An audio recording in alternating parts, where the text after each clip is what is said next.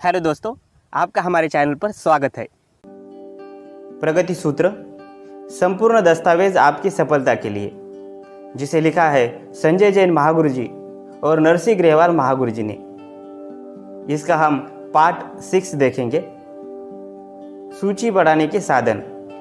आप एक ऐसे व्यक्ति को जानते हैं जिसे मछली पसंद है, टेलीफोन कंपनी में काम करता है, गाड़ी तेज चलाता है, जो गंजा है, आपके बिजनेस में सहयोग करता है, जिसे आइसक्रीम पसंद है, कराटे जानता है, मोटरसाइकिल चलाता है, फौज में है, जिसे फुटबॉल पसंद है, जो प्रोफेशनल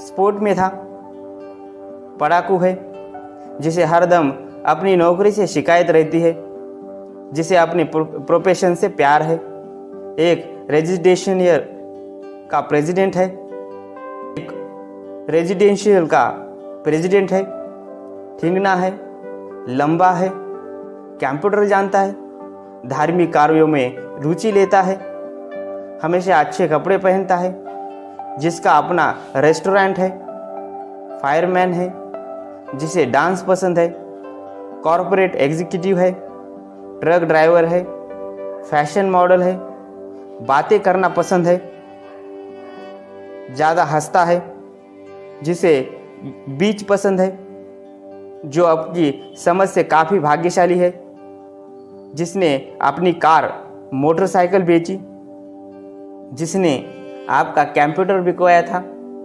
गंभीर बना रहता है, आपके साथ खेलने जाता है, आपके साथ फुटबॉल खेलता है, आपके शादी में फोटोग्राफर था, आपके बच्चों के दोस्तों के पेरेंट्स है, आपका डेंटिस्ट है, जो आपको ज़्यादा से ज़्यादा बिजनेस के अवसर जुटाता है, आपके बहुत करीबी दोस्त है, काम में तेज है, आपके बच्चों के टीचर है, आपके पुराने जॉब में था, साथ काम करता था, हाई स्कूल में आपका क्लास फ्रेंड था, यूनिवर्सिटी में आपके क्लास फ्रेंड थे, जो आपके घर के सामने रहते हैं, आपके बच्चों के स्कूल के प्रिंसिपल है, लोकल एम्बुलेंस स्क्वाड में काम करते हैं, आपकी कार सर्विस करता है, स्पोर्ट्स कार चलाता है, वैन लारी चलाता है, आपका अटर्नी है, जिसके साथ आप ताश खेलते हैं,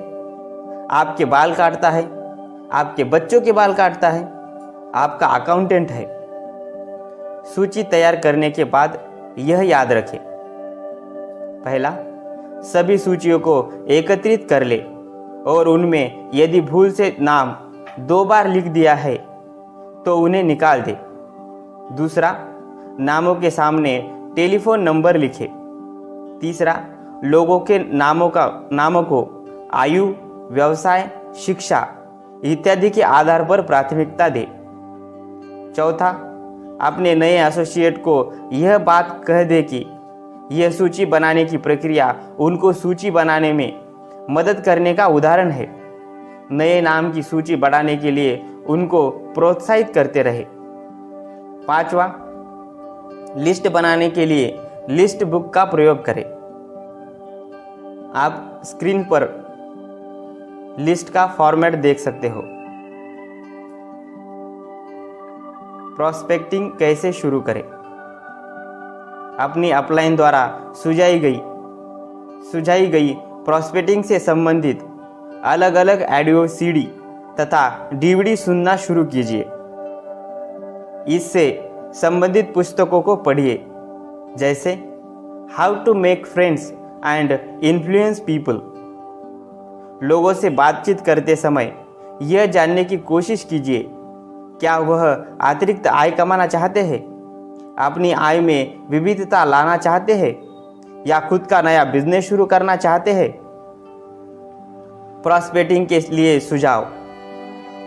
अपनी सूची में उन लोगों के नाम जोड़ने की कोशिश कीजिए जो सामाजिक और आर्थिक स्तर में आपके समान या आपसे ऊपर हो। यह याद रखें कि बिजनेस से मिलने वाली हर चीज़ लोगों को चाहिए। आप जहाँ भी जाए लोगों से बातचीत करने का अभ्यास कीजिए। अपना यह लक्ष्य बना लीजिए कि हर दिन कम से कम एक नए व्यक्ति से आप मिलेंगे। लोग काटने के लिए नहीं दौड़ते, इसलिए यह डर अपने दिल से निकाल दीजिए। शुरुआती प्रॉस्पेक्टिंग के समय अगर कोई गलती हो जाए तो इसमें घबराने की ज़रूरत नहीं है। लोगों में दिलचस्पी लीजिए, हाय हेलो कीजिए, उनकी किसी अच्छी चीज़ की दिल से प्रशंसा कीजिए, लोगों को बोलने का मौका दीजिए और ध्यान से सुनिए। बिजनेस कार्ड हमेशा तैयार रखिए ताकि उन्हें तुरंत दिया जा सके। 3. संपर्क करना तथा आमंत्रित करना। जब भी किसी प्रॉस्पेक्ट को उसके या अपने घर मेल मिलाप गेट टुगेदर के लिए आमंत्रित करें तो जितना जल्दी हो सके समय तय कर ले, नहीं तो आपके अलावा कोई और उसे आमंत्रित कर लेगा।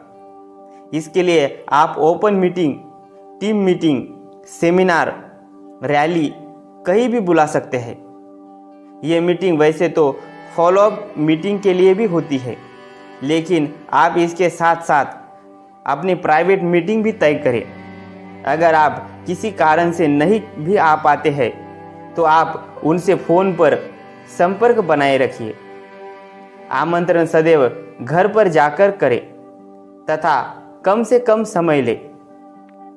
प्रयास करें कि आमंत्रण कभी भी अकेले जाकर न करें, साथ में अपलाइन को ले जाए और प्रदर्शित करें कि आप व्यस्त हैं, अंततः रुक नहीं सकते। प्रॉस्पेक्टिंग को बार बार आने के लिए न कहे, प्रॉस्पेक्ट को बार बार आने के लिए न कहे। सदैव आमंत्रण के पूर्व उसमें यह जरूर पूछ ले कि वह मीटिंग के दिन व समय व्यस्त तो नहीं है। मीटिंग के दिन वह व्यस्त तो नहीं है। आमंत्रित करने से पूर्व प्रॉस्पेक्ट की आवश्यकता पहचान लीजिए कि वह या उसके बच्चे कंप्यूटर शिक्षा प्राप्त करना चाहते हैं या वह या उसका परिवार किसी दुर्घटना या बीमारी से गुजर चुका है या गुजर रहा है, घर के सामानों का नुकसान उठा चुका है या किसी अच्छे निवेश की तलाश कर रहा है या टैक्स बचत के विषय में विचार कर रहा है या वह स्वयं या उसके परिवार का कोई सदस्य रोजगार की तलाश में है। आमंत्रण सदैव अपनी लिस्ट के समुचित अध्ययन के बाद चुने हुए व्यक्तियों को करें। आमंत्रण देते समय कभी यह ना पूछे कि आप आ रहे हैं क्या या आप आएंगे क्या, या कभी निवेदन के रूप में आमंत्रण न करें। याद रखें कि यह एक व्यावसायिक प्रपोजल है, अंततः बराबर व्यवहार करें। आमंत्रण हमेशा आमंत्रण पत्र के माध्यम से करें। मीटिंग के दिन सुबह 8:30 से 9 बजे के बीच उसे मीटिंग के लिए रिमाइंडरिंग यानी याद करना ना भूले। उसे एक ज़रूरी मीटिंग में आना है, किंतु रिमाइंड याद केवल एक बार कराए, बार बार नहीं। अपने नामों की सूची तैयार करने और उसमें से सूची को जांचने के बाद लोगों के साथ संपर्क करें। उन्हें प्लान को दिखाने के लिए आमंत्रित करने के लिए आप फ़ोन कर सकते हैं या अपलाइन के द्वारा या समूह में बैठक कर सकते हैं। कई लोग नेटवर्किंग के लिए संपर्क करते हैं तो कठिनाई महसूस करते हैं, खासकर जब उन्हें लोगों से अपॉइंटमेंट लेना पड़ता है। शुरुआत में ऐसा लगभग सभी के साथ होता है, इसलिए हमें चिंता करने की ज़रूरत नहीं है। अगर आपको संपर्क करते समय खुद विश्वास नहीं है तो हमारी सलाह है कि आप शुरुआत में अपनी अपलाइन या स्पॉन्सर की मदद लेकर आप अपने प्रॉस्पेक्ट को आमंत्रित कीजिए और उन्हें देखकर जल्दी से इस काम को सीख लीजिए। हम हर सप्ताह वीकली ओरिएंटेशन, शुक्रवार ट्रेनिंग में जाकर बढ़िया सीख सकते हैं। याद रखिए, यदि आप अपनी सूची में शामिल लोगों को आमंत्रित नहीं करेंगे तब आज नहीं तो कल कोई और उन्हें आमंत्रित कर लेगा। आप मीटिंग में जितने लोगों को देखना चाहते हैं उससे 4 गुना ज़्यादा लोगों को आमंत्रित कीजिए। आंकड़े बताते हैं कि आप जितने लोगों को आमंत्रित करते हैं उनमें केवल आधे लोग ही आने के लिए हाँ कहते हैं और उनमें से भी केवल आधे ही मीटिंग में आ पाते हैं। निमंत्रण करते समय ये ज़रूरी नहीं है आप क्या बोल रहे हैं, किंतु ये ज़रूरी है कि आप कैसे बोल रहे हैं। इसीलिए आप अपना निमंत्रण वजनदार शब्दों में रखें, वजनदार शब्दों में दे। अगर आमने सामने हो तो हमेशा इनविटेशन कार्ड देकर ही निमंत्रण देना ज़्यादा अच्छा रहता है। इसीलिए इनविटेशन कार्ड का प्रयोग करने की कोशिश करें। क्या करें? डूज। आमंत्रित करते समय क्या करें और क्या न करें। अपनी बात तुरंत कह दीजिए, बस चंद मिनटों में। उत्साहित रहे, आप देने वाले हैं और देने वाला हमेशा बड़ा होता है। उन्हें बताइए कि आप बिजनेस को आगे बढ़ा रहे हैं। सवाल का जवाब सवाल पूछकर दीजिए। पति पत्नी दोनों को साथ में आने का निमंत्रण दीजिए। आप अपने प्रॉस्पेक्ट को स्पष्ट बता दीजिए कि कोई जोर जबरदस्ती की बात नहीं है। उन्हें मीटिंग में केवल जानकारी पाने के लिए ही बुलाया जा रहा है। 4. प्रेजेंटेशन देखना। इस बिजनेस को करने के लिए लोगों को बिजनेस प्लान दिखाना बहुत ही महत्वपूर्ण कार्य है, क्योंकि प्रेजेंटेशन दिखाने से ही परिणाम आते हैं, टीम बनती है और टीम के लोग भी उसी काम को आगे करते हैं तो एक बड़ा नेटवर्क बनता है।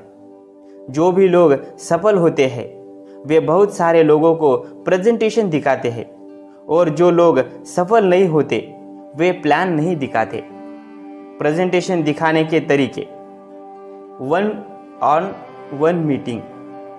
1-on-1 मीटिंग यह किसी एक व्यक्ति या दंपति के साथ की जाने वाली मीटिंग होती है। इससे निश्चित जगह और समय पर, जो कि आपका घर हो सकता है, आपके प्रॉस्पेक्ट का घर या कोई ऐसी जगह जहां आप दोनों के लिए सुविधा हो। इस तरह की आमने सामने होने वाली मीटिंग में जब तक आप प्रेजेंटेशन दिखाना सीख नहीं लेते तब तक आपके स्पॉन्सर या अपलाइन आपके लिए प्रेजेंटेशन दिखाते हैं। अपने अपलाइन को देखकर जल्दी ही आपको अपना प्रेजेंटेशन दिखाना सीखना चाहिए। यही काम बाद में आपको लगातार अपने लिए और अपनी डाउनलाइन के लिए करते रहना है, क्योंकि एक काम आपके नेटवर्क को बढ़ाने का सबसे बड़ा साधन और आपको सफलता के शिखर तक ले जाने वाला है। इसके लिए मात्र 45 मिनट या 1 घंटे का समय लेना चाहिए। स्टेप बाय स्टेप प्रेजेंटेशन कैसे देना है, इसका एक नमूना अपने सीनियर से सीखे। दूसरा, हॉल मीटिंग, वेन्यू मीटिंग। यह बहुत बड़ा बिजनेस करने का सबसे सफल और स्मार्ट तरीका है। इसमें प्रॉस्पेक्ट के बड़े समूह को एक साथ एक बड़े हॉल में आमंत्रित करके व्यावसायिक तरीके से मार्केटिंग प्रेजेंटेशन दिखाया जाता है। यह किसी होटल, बड़े सभागृह में निश्चित साप्ताहिक दिन में आयोजित की जाती है। इस मीटिंग में सभी एसोसिएट्स खुले मन से भाग ले सकते हैं। इसमें आप अपने नए प्रॉस्पेक्ट को पहली बार प्रेजेंटेशन दिखाने के लिए भी आमंत्रित कर सकते हैं। प्रेजेंटेशन दिखाते समय कुछ ध्यान देने वाली बातें: पहले, प्रॉस्पेक्ट की भलाई के लिए मन में प्रार्थना करने के बाद ही प्लान शुरू कीजिए। आप प्लान वेन्यू पर बिजनेस ड्रेस कोड में रहे। आप प्रेजेंटेशन वेन्यू पर समय से 40 मिनट पहले पहुंच जाएं और प्रॉस्पेक्ट को भी 30 मिनट पहले आने के लिए आग्रह करें। पति पत्नी दोनों को एक साथ मीटिंग में बुलाए। विद्यार्थी हो तो उसकी माताजी या पिताजी को हॉल में बुलाइए। हॉल मीटिंग के लिए 1 या 2 दिन पहले आमंत्रित करें, ज़्यादा पहले नहीं, अन्यथा लोग भूल सकते हैं। सभागृह या मीटिंग हॉल के बाहर खड़े होकर अपने मेहमान के लिए कभी भी इंतज़ार ना करें। यह कोई व्यावसायिक तरीका नहीं माना जाता। इससे लगता है कि आपको उनकी बहुत ज़रूरत है। अपने प्रॉस्पेक्ट को सामने वाली लाइन में बैठाकर स्वयं भी उनके साथ बैठ जाइए। प्रेजेंटेशन के दौरान मीटिंग में हिस्सेदारी के लिए दिल खोलकर ताली बजाइए। मीटिंग पूरी होने पर सकारात्मक सवाल पूछिए और उनको साइन अप करवाइए। प्रेजेंटेशन से संबंधित कुछ महत्वपूर्ण बातें। आप वेन्यू सभास्थल के दरवाजे पर खड़े होकर अपने मेहमान का इंतज़ार न करें। यह प्रोफेशनल तरीका नहीं होता। इससे लगता है कि आपको उनकी बहुत ज़रूरत है। आप भरकस कोशिश करें कि आप मीटिंग की आगे वाली कतार में ही अपने मेहमान के साथ बैठे। प्रस्तुति प्रेजेंटेशन के अंत में आप भी उनसे कुछ कहे, जैसे आपको नई जानकारियाँ मिली होंगी, है ना। इसके बाद आप अपने प्रोस्पेक्ट को स्पीकर तथा अपलाइन से मिलवाइए। आप अपने साथ बिजनेस कैलेंडर हमेशा रखें और ओपन मीटिंग के बाद प्रोस्पेक्ट से 48 घंटे के भीतर ही एक फॉलोअप अपॉइंटमेंट बुक कर ले। जाते समय प्रोस्पेक्ट को फॉलोअप इन्फॉर्मेशन पैक ज़रूर दें। मीटिंग के बाद खड़े होकर बहुत ज़्यादा बातें करने की ज़रूरत नहीं। उन पर अभी बिजनेस शुरू करने का दबाव नहीं डालिए। उन्हें समय पर घर भेज दीजिए, क्योंकि सारी बातें एक रात में नहीं की जा सकती। प्रॉस्पेक्ट से मुलाकात करवाते समय अपनी अपलाइन तथा साथियों की तारीफ करें, न कि प्रॉस्पेक्ट की तारीफ शुरू करें। स्वयं अपना तथा अपने प्रॉस्पेक्ट का मोबाइल बंद करवा दें। वाइब्रेशन मोड पर भी न रखें। यदि प्रॉस्पेक्ट आते ही जाने की चर्चा करने लगे किसी ज़रूरी काम हेतु, तो उसे आदर सहित प्रेजेंटेशन शुरू होने से पूर्व जाने को कह दे तथा उससे कहे कि फिर कभी मौका मिला तो आप उसे आमंत्रित करेंगे। डिसिप्लिन बनाइए तथा व्यावसायिक ड्रेस पहनकर ही आए तथा समय की पाबंदी पर ध्यान दें। प्लान प्रारंभ होने से पूर्व प्रॉस्पेक्ट को अकेला या अपरिचित के साथ न छोड़े, न ही प्रेजेंटेशन के विषय में चर्चा करें। हल्की गपशप करें। प्रॉस्पेक्ट को आने के बाद अपनी अपलाइन तथा साथियों से मिलवाइए, जिससे वह सहज महसूस करें। प्रॉस्पेक्ट से सकारात्मक बातें करें, नकारात्मक विषयों पर चर्चा ना करें। 5. फॉलोअप करना। फॉलोअप प्रेजेंटेशन के दौरान ही शुरू हो जाता है, जब प्लान दिखाते समय वक्ता आपको अतिथि मेहमान के साथ आगे किस तरह पेश आना चाहिए उसके सुझाव देता है।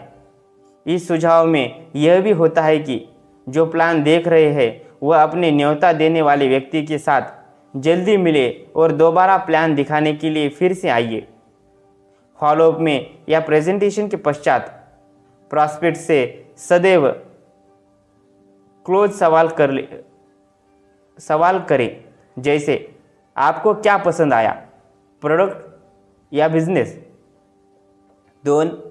हम आपसे मिलने आज शाम आए या कल शाम। 3. फॉर्म आज भरेंगे या कल भरेंगे। 4.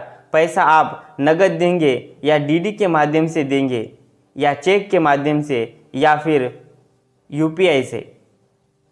फॉलोअप के दौरान अपने सीनियर की बातों को न तो काटे और न ही उनके द्वारा कही बातों को अपने अंदाज में समझाने का प्रयास करें।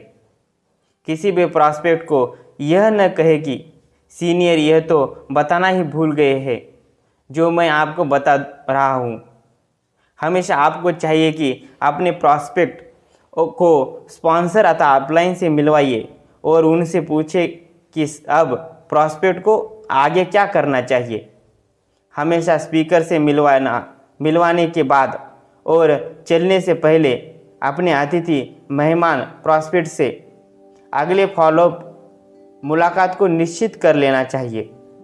मुलाकात निश्चित हो जाने के बाद आप अतिथि मेहमान को वाचन शिक्षा सामग्री ज़रूर दें और उनसे कहें कि अगली मीटिंग तक इसे ज़रूर पढ़ ले। यहाँ तक कि आप उन्हें भी अभी से नामों की लिस्ट बनवाने की सलाह भी दे सकते हैं। आप उन्हें यह भी कहें कि लिटरेचर पैक पढ़कर ख़त्म कर लेने के बाद जब अगली मीटिंग के लिए आए तो उसे साथ लाए। मुलाकात का समय सुनिश्चित कर ले। आप उन्हें बताएं कि आपका समय कितना कीमती है। आप उन्हें बताना न भूलें कि आप भरोसेमंद आदमियों की ही सहायता करते हैं। आप उन्हें यह भी बताएं कि अगर कोई अचानक रुकावट आ जाए तो न आने की सूचना ज़रूर दे दें। अगर आपका मेहमान अगली मुलाकात यह कहते हुए मना कर देता है कि मुझे इसमें इंटरेस्ट नहीं है, दिलचस्पी नहीं है, तो कोशिश कीजिए जानने की। आप उसे सकारात्मक सवाल देने की कोशिश कीजिए और अपने स्पीकर से पूछिए कि ऐसे में क्या किया जाना चाहिए। ऐसे में समझाता हूँ, लगा था और देखा वाला फॉर्मूला अपनाइए। मैं समझ सकता हूँ कि आप क्या महसूस कर रहे हैं। मुझे भी शुरू में ऐसा ही लगा था, लेकिन आपको मालूम है मैंने कैसे उसे हल किया। अगर आप उसे उस वक्त नहीं भी आकर्षित कर पाते तो कोई बात नहीं, भविष्य के लिए अपना दरवाज़ा खोले रहें। आप उनसे कुछ लोगों के बारे में पूछें जिन्हें उसमें दिलचस्पी हो सकती है। आपको अपने अतिथि मेहमान को ग्राहक में बदलने की कोशिश करनी चाहिए। जो लोग एक बार किसी चीज़ पर नहीं बोलते हैं वह दोबारा नहीं बोलने में हिचकिचाते हैं, क्योंकि उनकी कोशिश रहती है कि दोस्ती कायम रहे। फॉलोअप अपॉइंटमेंट के विकल्प: प्राइवेट अपॉइंटमेंट के लिए उनका घर, ओपन मीटिंग में, प्राइवेट अपॉइंटमेंट के लिए आपका घर, टीम मीटिंग में, दूसरे के घर में होने वाली मीटिंग में, सेमिनार या रैली में, प्रोडक्ट अथवा सिस्टम मीटिंग में। फील, फेल्ट एंड फाउंड: महसूस हुआ था, पता चला। जब हम प्रेजेंटेशन दिखाने के बाद फॉलोअप के दौरान प्रोस्पेक्ट से मिलते हैं तब लोगों के कई तरह के सवाल समस्या हो सकती है। बातों के दौरान ज़्यादातर समय यह देखा गया है कि वार्तालाप की तकनीक नहीं मालूम होने की जगह से वार्तालाप अहंकार को चोट पहुंचाने, एक दूसरे को नीचा दिखाने तथा जोर जबरदस्ती की हद तक पहुंच जाता है। इससे बचना चाहिए। इसके लिए FFF तकनीक का प्रयोग करना चाहिए। प्रयोग करना हमेशा ही फायदेमंद होगा और बगैर किसी विवाद के आप अपनी बातों को प्रभावी ढंग से कह पाएंगे और आपके प्रॉस्पेक्ट की किसी भी आपत्ति से आसानी से उभर जाएंगे।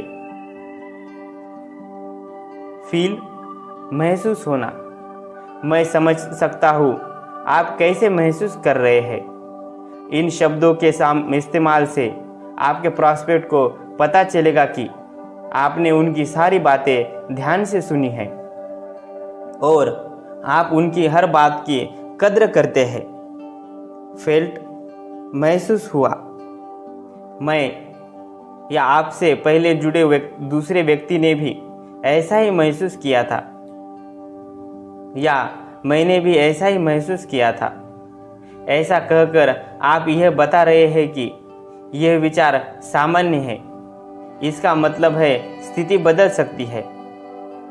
फाउंड, पता चला या पाया, मैंने या उन लोगों ने पाया या पता चला ही ये चीज़ इस तरह है और मैं या वह लोग भी इस बात से सहमत है। Objection handling techniques. Feel, felt and found. मुझे पता है आपको कैसा फील हो रहा है। दूसरे लोग या मैं भी इसी तरह से फील करते थे। मुझे तुम्हें बताना है दूसरों लोगों ने क्या पाया। महत्वपूर्ण। प्रेजेंटेशन दिखाने के बाद सबसे महत्वपूर्ण कार्य होता है फॉलोअप करना। फॉलोअप करने के लिए समय निश्चित करना और फॉलोअप 24 घंटे के अंदर पूरा हो तो उत्तम है। अधिक 48 घंटों में फॉलोअप होना ज़रूरी है। अगर 48 घंटे के बाद फॉलोअप होता है तो परिणाम आने के 50% अवसर कम हो जाते हैं। 48 घंटे तक बिजनेस प्लान और उसके आंकड़े प्रॉस्पेक्ट के दिमाग में एकदम ताज़ा होते हैं। इससे पहले कि अन्य लोगों से मिलकर इस बिजनेस के बारे में नकारात्मक बातें सुनने का मौका मिले, हमें उससे मिलकर उस तक सकारात्मक जानकारी पहुंचानी चाहिए। फॉलो खुद भी कर सकते हैं और अगर आप नए हैं तो ऑफलाइन की मदद अवश्य लें। सवाली जवाब है। सवालों का स्वागत कीजिए क्योंकि वह उनकी दिलचस्पी की ओर इशारा करते हैं। लोगों की शंकाओं का सामना कीजिए, उनकी शंकाओं को खुले दिल से स्वीकार कीजिए और उनकी शंकाओं की उनके बिजनेस करने की वजह में बदल दीजिए। लोगों के सवालों के जवाब देने के लिए फील, फेल्ट, फाउंड के सिद्धांत को अपनाइए। याद रखिए कि लोगों की शुरुआती आपत्तियाँ, ऐतराज़ या विरोध उनकी अधिक जानकारी न लेने की या बिजनेस ना करने की असली वजह नहीं होते। साधारणतः लोगों का असली ऐतराज़ उनकी अपनी हैसियत या अपने डर की वजह से होता है। कुछ लोग अपनी कमज़ोर आत्म छवि के शिकार होते हैं या उनमें आत्मविश्वास की कमी होती है। मुख्य रूप से दो बातें ही होती है। पहला, क्या यह बिजनेस वास्तव में चलता है? दूसरा, क्या मैं उसमें सफल हो सकता हूँ? मगर यह लोग दोनों वास्तविक सवालों को कभी सीधे नहीं पूछते। हम कभी भी अवास्तविक सवालों के जवाब देकर उन्हें वास्तविक डर से मुक्त नहीं कर सकते।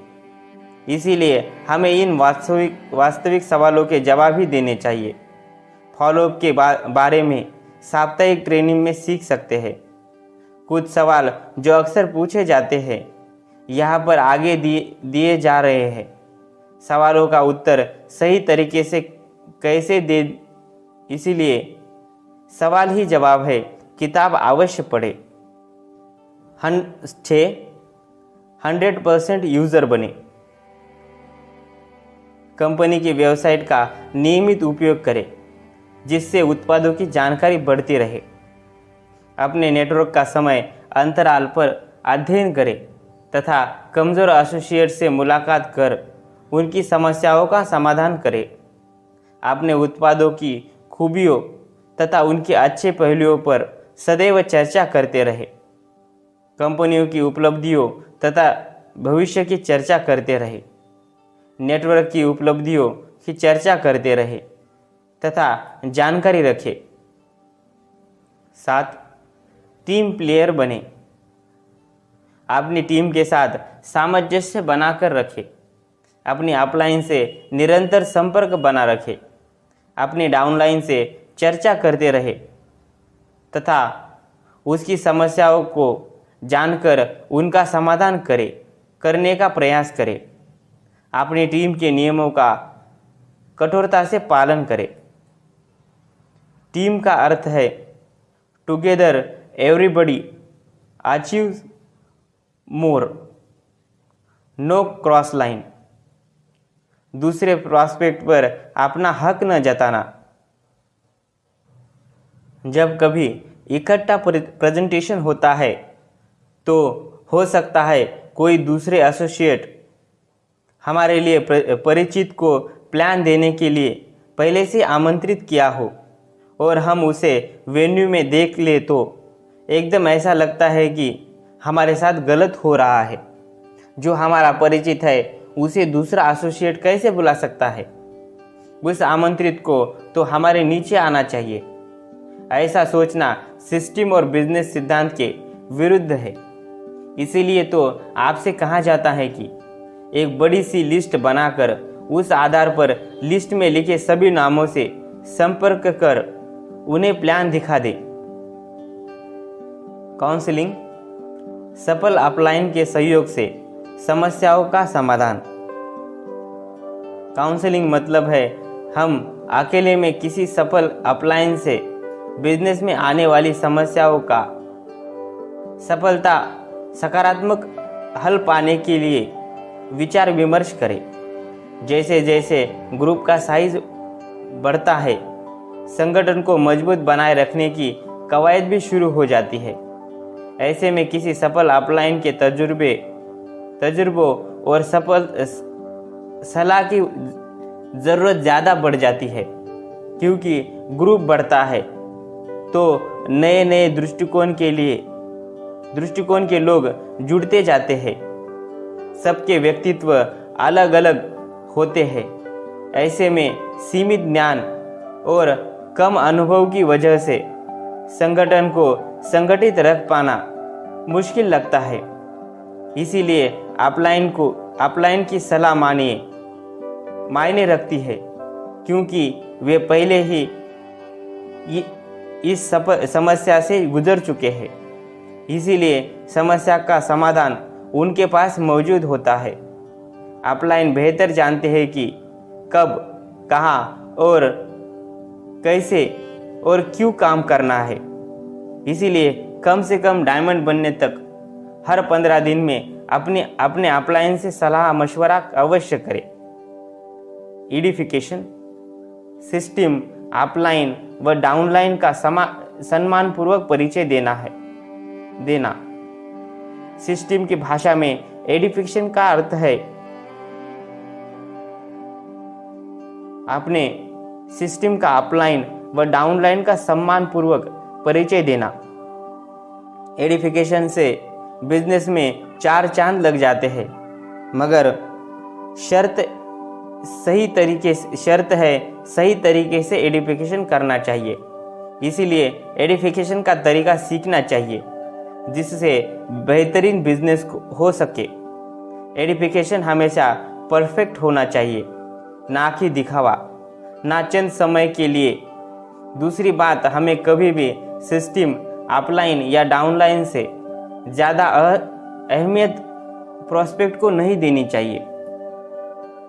उदाहरण के लिए, आप किसी डॉक्टर साहब को अपने अपलाइन से यह कहकर भेंट करवाते हैं कि सर, यह है डॉक्टर ए या बी, बहुत नामांकित डॉक्टर है और इनकी प्रैक्टिस शहर में सबसे अच्छी चला करती है। यह अगर हमारे बिजनेस में जुड़ गए तो हमारा बिजनेस बहुत तरक्की करेगा। सर, डॉक्टर साहब इतने बिजी रहते हैं कि क्या बताऊं, वो तो मैंने बहुत प्रार्थना की तब आए। इस उदाहरण के अनुसार डॉक्टर साहब एक अति विशिष्ट व्यक्ति हो गए। यहाँ तक कि इस बिजनेस की वार्तालाप से डॉक्टर साहब का कद बिजनेस और अपलाइन से भी ऊंचा हो गया। इस स्थिति में क्या प्रॉस्पेक्ट यानी डॉक्टर साहब अपलाइन की बात सुनेंगे? इस स्थिति में क्या प्रॉस्पेक्ट यानी डॉक्टर साहब अपलाइन की बात सुनेंगे? नहीं, क्योंकि इस उदाहरण में एसोसिएट ने डॉक्टर साहब की इतनी महिमा मंडित कर दी कि अब वे खुद को महान समझने लगे। ऐसी स्थिति में वे भी सिस्टम और बिजनेस को गंभीरता से नहीं लेंगे। इस तरह आप खुद के साथ साथ प्रॉस्पेक्ट का भी नुकसान कर बैठेंगे। लेकिन तरीका बदल दिया जाए तो सुहागा। मसलन आपने अपने प्रॉस्पेक्ट डॉक्टर साहब को यह कहकर मिलवाते कि डॉक्टर साहब, यह है हमारे अपलाइन लीडर, आपके साथ एक्स या वाई हजार या लाख लोगों की जुड़कर सम्मान से काम कर रहे हैं। आप सफल वक्ता और कामयाब लीडर है। बहुत व्यस्तता के बाद भी जब आपके बारे में सुना तो सहर्ष मिलने को तैयार हो गए। अब यकीन तौर पर डॉक्टर साहब अपलाइन को पूरी गंभीरता से सुनेंगे। ऐसा नहीं कि सिर्फ अपलाइन का एडिफिकेशन होना चाहिए, बल्कि डाउनलाइन भी अपने डाउनलाइन का एडिफिकेशन करे। जैसे डॉक्टर साहब, आप बिल्कुल सही माध्यम से यहाँ तक पहुँचे हैं। हमारे सर बड़े कमिटेड और सफल लीडर हैं। आप इस बिजनेस से जुड़कर अप्रत्याशित तरीके से तरक्की करेंगे, यकीन माने। और यही भाषा शैली प्रॉस्पेक्ट के दिल में जरूर असर डालेगी। 8. टेप, किताबें, फोल्डर तथा लिटरेचर। अपनी अपलाइन के टेप सुने। मनोबल तथा नेतृत्व के गुण बढ़ाने वाली निम्न किताबें पढ़े। जीत आपकी, बड़ी सोच का बड़ा जादू, रिच डैड, खुद को कर बुलंद इतना, बिजनेस स्कूल, मेरा चीज किसने हटाया, द 1 मिनट मैनेजर इत्यादि। कंपनी का फोल्डर अपने पास रखे तथा नया फोल्डर आने पर जरूर खरीदे। कंपनी के संबंध में उपलब्ध लिटरेचर खरीदे व अध्ययन करें। Tape, audio, video. हमें गंभीरता से सभी लीडर के मोटिवेशनल या शिक्षापद ऑडियो वीडियो सुनना देखना निहायत जरूरी है। इससे हमें हमारे लीडर्स की संघर्षमय जीवन को सुखमय जीवन में बदलने के गुण विकसित होते हैं।